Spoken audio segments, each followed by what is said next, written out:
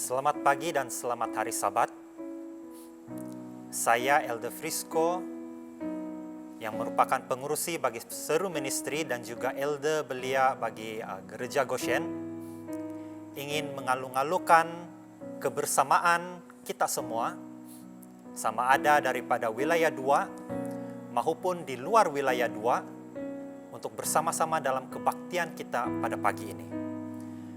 Dan pada pagi ini kita akan dilayani dengan 2 layanan istimewa. Pertama, kita akan mendengar lagu istimewa dari Kobuan's Voice, dan seterusnya kita juga akan mendengar satu hidangan santapan rohani yang begitu istimewa, dan saya percaya tuan-tuan, puan-puan, saudara-saudari dalam Kristus akan diberkati apabila mendengar khotbah ini yang akan disampaikan. Tidak lain tidak bukan daripada Presiden SDA Mission Sabah kita sendiri, yaitu Pastor Nelson Benda.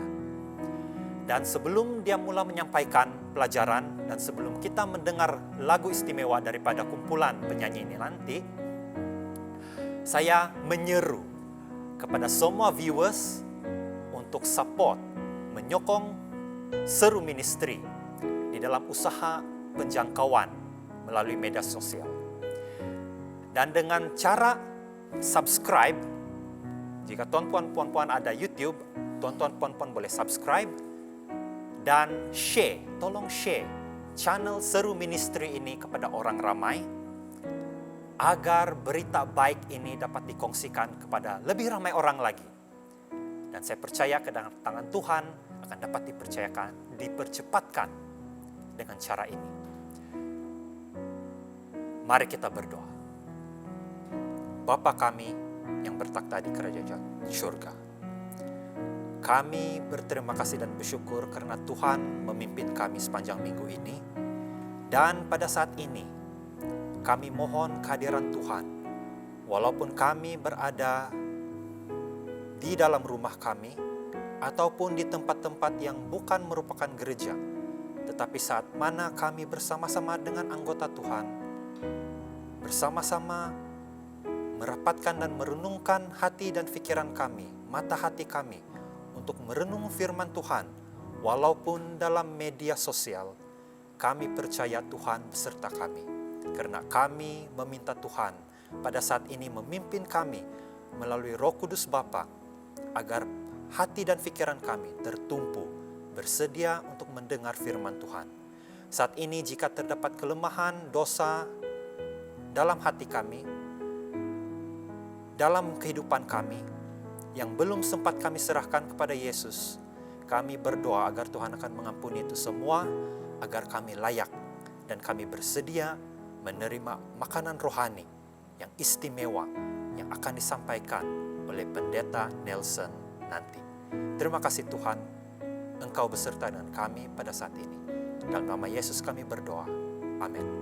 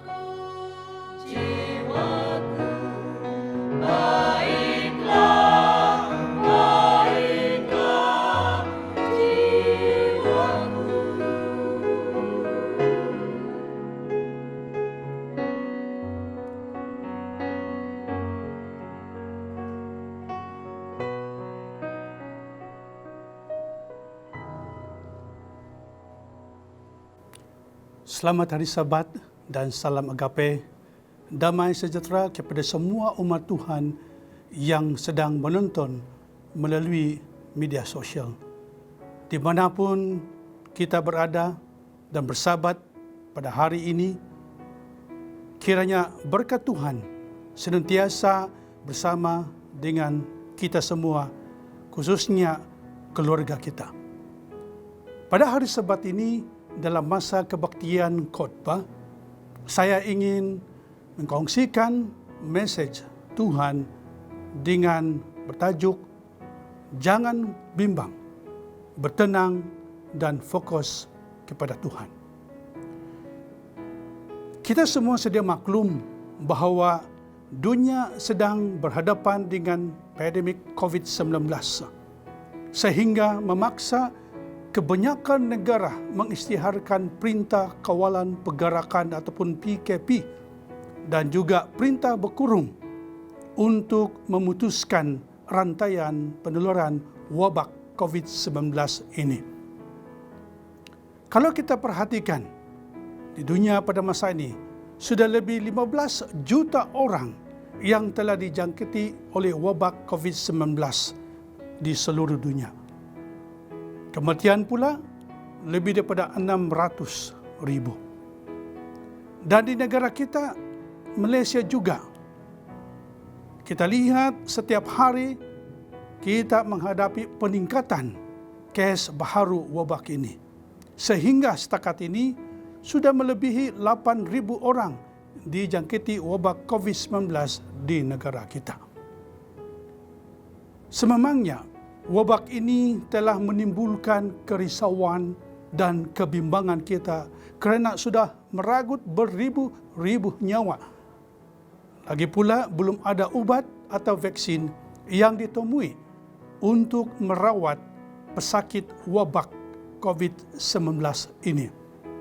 Nah, banyak negara yang telah melaksanakan Perintah Kawalan Pergerakan atau Perintah Berkurung, termasuk negara kita Malaysia, iaitu sejak 18 hari bulan Mac hinggalah pada Sabat ini. Di mana pada Sabat ini kita sudah memasuki fasa pemulihan atau PKPP, iaitu yang telah bermula pada 10 hari bulan Jun hinggalah 31 hari bulan Ogos akan datang ini. Nah, apa yang sedang berlaku sekarang ini, kalau kita perhatikan dalam firman Tuhan, adalah sebahagian daripada tanda-tanda kedatangan Yesus yang kedua kali. Perhatikan sahaja itu. Di dalam Injil Matius, Injil Markus, dan Injil Lukas. Di sana kita melihat Tuhan telah memberitahu kepada kita tanda-tanda kedatangan Yesus yang kedua kali. Kita lihat di dalam Matius pasal 24, Markus 13, dan Lukas 21. Oleh itu, jadikanlah tanda-tanda kedatangan Yesus yang kedua ini sebagai satu panggilan untuk kita bersedia. Ini adalah panggilan surgawi untuk kita semua. Keadaan dunia sekarang ini adalah sebahagian panggilan untuk kita berubah. Kita harus berubah dalam kehidupan kita. Ini adalah masa di mana umat Tuhan harus bangun daripada kerohanian kita yang mati. Inilah masa umat Tuhan harus memegang tinggi lampung atau obor firman kebenaran Tuhan sehingga dan tetap bercahaya dan boleh dilihat oleh orang-orang lain. Jadikan keadaan sekarang ini sebagai masa untuk menyinarkan kebenaran Tuhan kepada orang lain yang ada di sekitar kita. Jadikan keadaan dunia sekarang ini sebagai satu kesedaran diri kita bahawa betapa pentingnya kita memiliki hati dan tabiat yang rendah hati untuk mendengar, memelihara, dan menuruti perintah-perintah Tuhan seperti yang dinyatakan dalam firman-Nya ataupun Alkitab.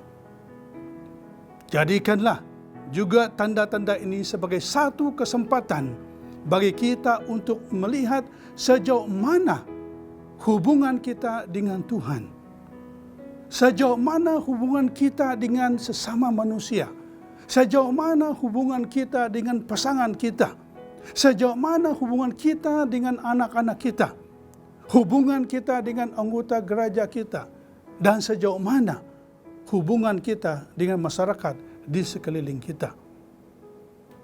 Sekiranya saudara dan saudari sekalian yang saya kasihi, ada yang sesuatu yang perlu kita ubah, maka inilah masanya kita mengubahkan sesuatu yang tidak betul atau tidak baik kepada yang lebih baik, yang tidak benar kepada yang benar. Jangan kita tunggu sehingga kita ditimpa kesusahan, barulah kita mau berubah. Inilah masa kita berubah. Sekaranglah waktunya untuk kita berubah. Berubah agar lebih setia menuruti perintah-perintah Tuhan. Berubah untuk hidup lebih bahagia bersama dengan pasangan dan anak-anak kita.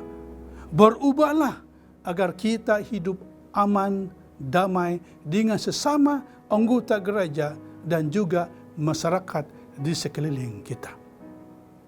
Saudara dan saudari yang saya kasih dalam Kristus, krisis wabak COVID-19 ini yang sedang berlaku sekarang merupakan seruan kepada kita untuk bangkit dan mengalami kebangunan dan reformasi di dalam kehidupan kita melalui doa, pembelajaran firman Tuhan, itu Alkitab, dan perubahan gaya hidup kita. Kita lihat di dalam firman Tuhan dalam Hosea pasal 6 ayat 1 dan ayat 2 mengatakan, saya baca di sini, mari kita akan berbalik kepada Tuhan, sebab dialah yang telah menerkam dan yang akan menyembuhkan kita, yang telah memukul dan yang akan membalut kita, yang akan menghidup kita sesudah 2 hari. Pada hari yang ketiga, ia akan membangkitkan kita dan kita akan hidup di hadapannya. Satu seruan bagi kita semua untuk kembali kepada Tuhan. Karena Tuhan adalah yang menyembuh kita, yang membalut hati kita yang terluka, yang menghidup kita dan membangkitkan kita. Walaupun kita akan mati nanti. Kalau kita ditimpa penyakit, Dia akan menyembuhkan kita. Kalau ada yang terluka dalam diri kita, Dia akan membalutkan kita. Dan juga bukan itu saja, tetapi Dia memberikan kehidupan kepada kita. Dia akan membangkitkan kita walaupun kita mati. Karena kita percaya kepada Tuhan, menerima firman-Nya, menuruti perintah-Nya, maka kita akan hidup. Walaupun kita akan mati nanti, kita akan dibangkitkan. Inilah Tuhan mahu kita kembali kepada Dia melalui dalam kebangunan rohani kita dan juga reformasi. Dalam tulisan Ron Buat, Patriarch and King, muka surat 6:26 mengatakan seperti ini. Saya baca di sini.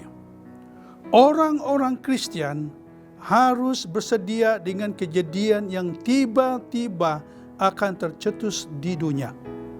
Persediaan dapat dilakukan dengan tekun belajar Alkitab dan berusaha hidup mematuhi kata-kata nasihat-Nya. Tuhan memanggil kita untuk kebangunan dan reformasi. Perhatikan di sini. Tuhan memanggil setiap kita untuk mengalami kebangunan rohani kita dan reformasi dalam gaya hidup kita.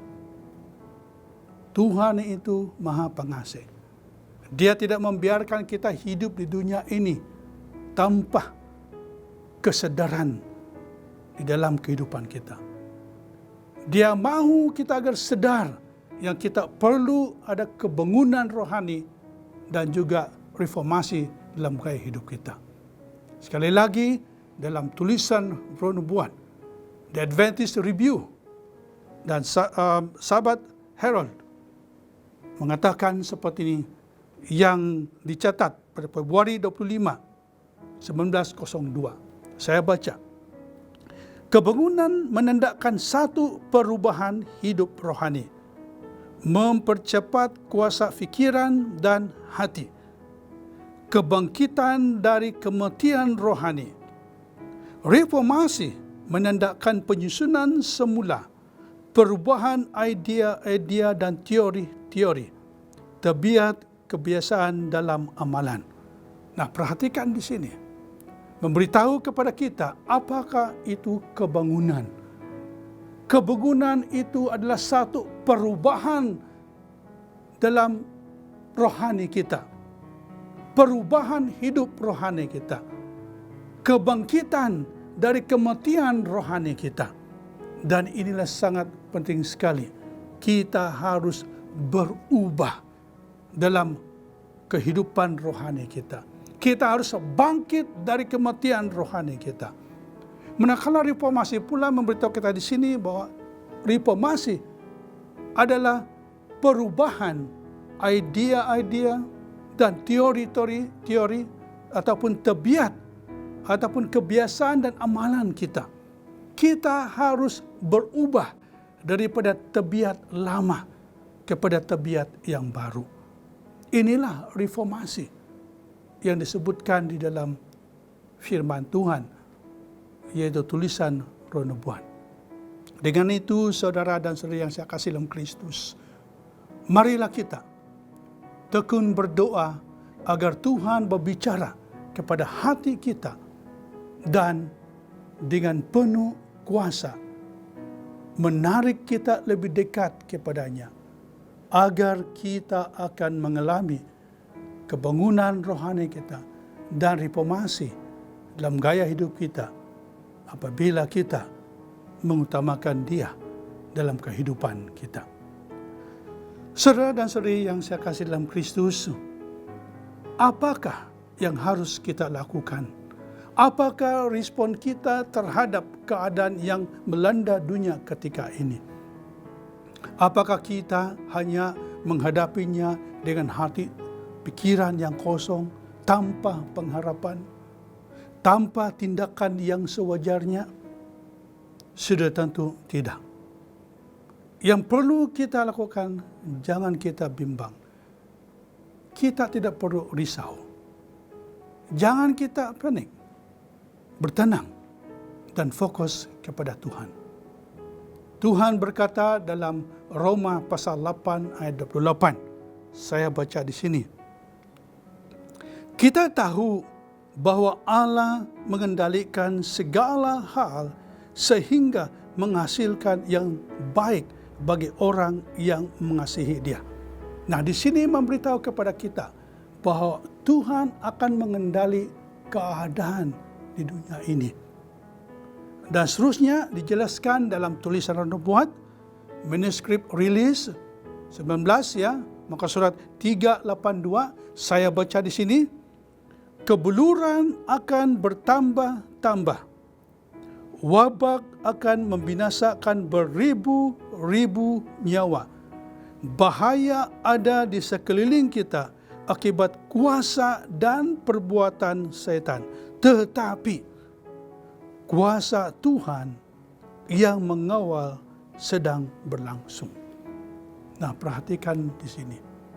Dari Roma pasal 8:23 dan tulisan Roh Nubuat ini memberitahu kepada kita, apapun yang sedang berlaku di dunia pada saat ini,